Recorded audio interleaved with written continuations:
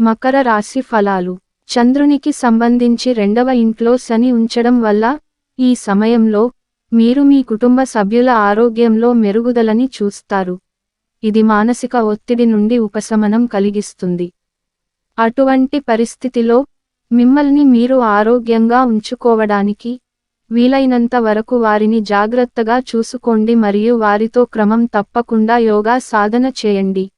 మీరు ఈ రోజు ప్రయోజనాలను పొందుతున్నట్లయితే రేపు కూడా సమయం అలాగే ఉండాల్సిన అవసరం లేదని మీరు కూడా బాగా అర్థం చేసుకున్నారు.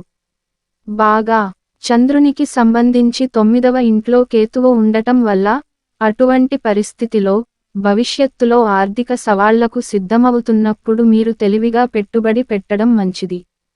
అందువల్ల మీరు కష్టపడి సంపాదించిన డబ్బును క్షుణ్ణంగా ఆలోచించిన తర్వాతే ఏదైనా ప్లాన్లో పెట్టండి.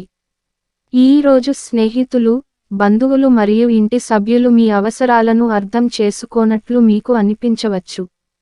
దీని కారణంగా మీరు వారి పట్ల తప్పుడు భావనను పెంచుకోవచ్చు.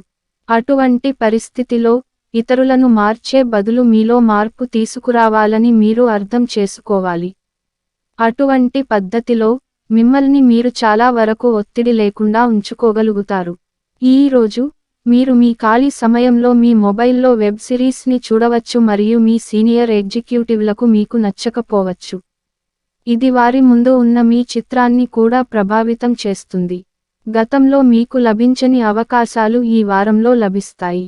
ఆ తర్వాత మీరు ఇతరుల ముందు కోల్పోయిన మీ గౌరవాన్ని తిరిగి పొందాలనుకుంటే మీరు ఈ వారం మీ వంతు కృషి చేయాలి. దీని కోసం ఇప్పుడే సిద్ధం చేయడం ప్రారంభించండి మరియు అవసరమైతే మీ జ్ఞానాన్ని పెంచుకోవడానికి మంచి కోచింగ్ లేదా శిక్షణా కేంద్రంలో నమోదు చేసుకోండి. మీరు ఈ రోజు మీ జీవిత భాగస్వామితో సమయం గడపాలని ప్లాన్ చేసుకున్నట్లయితే అది రద్దు అయ్యే అవకాశం ఎక్కువగా ఉంది. పరిహారం: ఓం వాయుపుత్రాయ నమః అని ప్రతిరోజు 19 సార్లు జపించండి. ఈ వీడియోను పూర్తిగా చూసినందుకు చాలా ధన్యవాదాలు.